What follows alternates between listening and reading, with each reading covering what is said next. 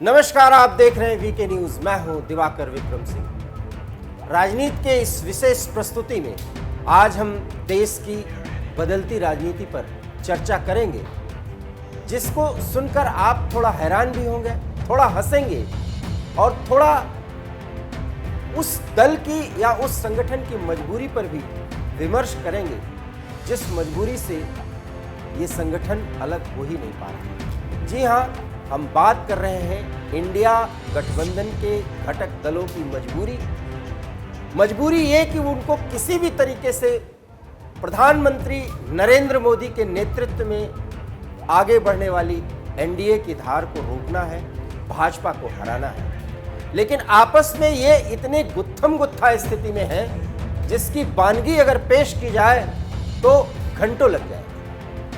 जैसा कि हमने पहले भी आपको एक चर्चा में बताया कि किस तरीके से नीतीश कुमार, शरद पवार, ममता बनर्जी, राहुल गांधी आपस में बड़ी दूरियां होने के बावजूद मिलने का प्रयास कर रहे हैं और मुंबई में एकजुटता दिखाने की कोशिश कर रहे हैं। अरविंद केजरीवाल कांग्रेस को देखना नहीं चाहते, लेकिन वो भी मुंबई बैठक में शामिल हो गए। लेकिन क्या ये गठबंधन एक साथ होकर किसी लक्ष्य को हासिल कर पाएगा?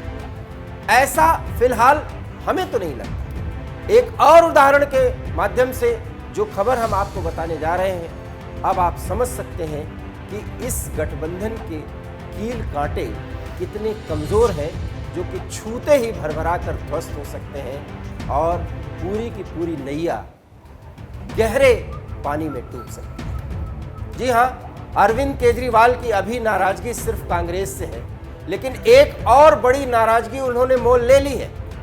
जब उनकी महत्वाकांक्षा दिल्ली और पंजाब से अब आगे बढ़ते हुए मध्य प्रदेश पहुंची और मध्य प्रदेश के बाद अब बिहार में भी आम आदमी पार्टी चुनाव लड़ने वाली है, इसकी घोषणा बाकायदा आम आदमी पार्टी की तरफ से कर दी गई है। और जब ये बात लालू प्रसाद यादव के पुत्र और उप मुख्यमंत्री तेजस्वी यादव को पता चला, तो उन्होंने गठबंधन धर्म की याद दिलाई। किसको दिलाई? अरविंद केजरीवाल को, आम आदमी पार्टी के रणनीतिकारों। मामला ही ऐसा है क्योंकि आम आदमी पार्टी ये मानती है कि भले ही उसके पास एक बेहतर संगठन और कैडर के लोग बिहार में न हो, लेकिन बिहार में जिस राजनीति की दरकार है वो आम आदमी पार्टी कर सकती है। और बिहार के लोग जो राजनीति को प्रदेश के स्तर पर, देश के स्तर पर बेहतर तरीके से समझते हैं, यहाँ तक कि 10 साल का बच्चा भी राजनीति को अच्छी तरह से समझता है, वो लोग आम आदमी पार्टी की राजनीति को समझेंगे और सभी पार्टियों के मुकाबले आम आदमी पार्टी को ज्यादा तरजीह देंगे। और आम आदमी पार्टी मान रही है कि जैसे ही कुछ ही समय के मेहनत से पंजाब में बड़ी सफलता मिली, ऐसी सफलता बिहार में मिल सकती है, क्योंकि बिहार में अब तक जिन पार्टियों ने शासन किया है उससे बिहार की बर्बादी हुई और बिहार का जो अपेक्षित विकास होना चाहिए था वो नहीं हुआ। ये आम आदमी पार्टी की तरफ से बाकायदा बयान दिया गया। अब आप सोचिए, जो दो पार्टियां अर्थात राजद, जदयू और आम आदमी पार्टी एक बैनर तले एक बड़े गठबंधन इंडिया जिसका नाम दिया है, उस पे चुनाव लड़ने जा रही हैं, जिनका सिंबल क्या होगा ये भी आने वाले समय बताएगा। वो चुनाव तो साथ लड़ेंगे, लेकिन राज्य में आम आदमी पार्टी अपना कैंडिडेट खड़ा करेगी। सवाल यह है कि सीट शेयरिंग का कोई मामला होगा, उस पर तय होगा, जिस पर हमने पहले भी आपको चर्चा के दौरान बताया, कोई बहुत टेढ़ी खीर है, मुश्किलों भरा वो कदम होगा, वो चुनौती होगी कि कैसे उससे पार पाए। खैर, ये वो समय बताएगा जिसमें बड़ी मुश्किलें आने वाली हैं। लेकिन सवाल ये है कि आम आदमी पार्टी इसके पहले ही ये बयान क्यों दे रही है कि वो बिहार में चुनाव लड़ने जा रही है? मतलब साफ कि अब जदयू और आरजेडी और कांग्रेस ये सोचने पे मजबूर हो कि यहाँ पर आम आदमी पार्टी को भी सीट देनी पड़ेगी अगर सीट शेयरिंग का कोई फार्मूला तय होगा। और सवाल यह है कि जब आम आदमी पार्टी का संगठन के स्तर पर कोई वजूद ही नहीं है, तो फिर इस पार्टी को प्रतिनिधित्व करने के लिए, चुनाव लड़ने के लिए सीट कैसे दी जाएगी? और जब नहीं ऐसा किया जाएगा तो क्या वो नाराजगी आम आदमी पार्टी सार्वजनिक नहीं करेगी? फिलहाल बिहार में चुनाव लड़ेगी ये पार्टी, आम आदमी पार्टी, और वहां पर कैंडिडेट खड़ा करेगी, इसकी घोषणा कर दी गई है। और इस पर माफ करिएगा, आरजेडी की तरफ से बाकायदा प्रतिक्रिया भी दे दी गई है। मतलब साफ है कि अब आम आदमी पार्टी ने बिहार में भी टांग अड़ा दी है। आम आदमी पार्टी के राष्ट्रीय संगठन महामंत्री संदीप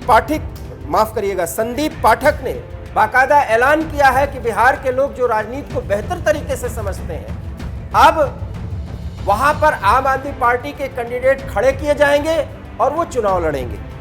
जब वो बिहार इकाई के कार्यकर्ताओं से दिल्ली में मिल रहे थे तो बिहार के चुनाव प्रभारी, जो आम आदमी पार्टी के चुनाव प्रभारी हैं बिहार के और विधायक भी हैं फिलहाल, अजेश यादव ने भी बाकायदा सहमति दी कि वहां पर आम आदमी पार्टी का संगठन मजबूत किया जाए, वहां पर प्रत्याशी उतारे जाएं और आने वाले चुनाव में आम आदमी पार्टी एक बेहतर और मजबूत पार्टी के रूप में अपने आप को प्रस्तुत करे और किसी भी पार्टी से जब भी कोई समझौता हो तो अपने प्रत्याशी और उम्मीदवार के समर्थन में सीट मांगे।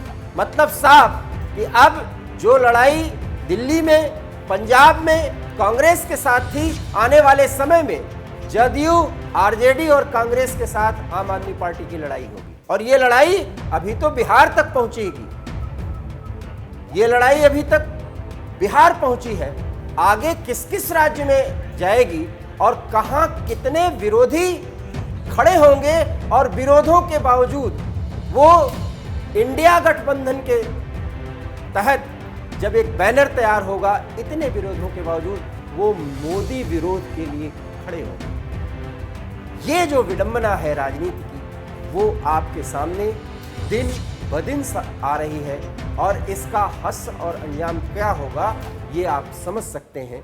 बहरहाल हर एक राज्य में अपने टांग अड़ाने की रणनीति पर आम आदमी पार्टी आगे बढ़ रही है।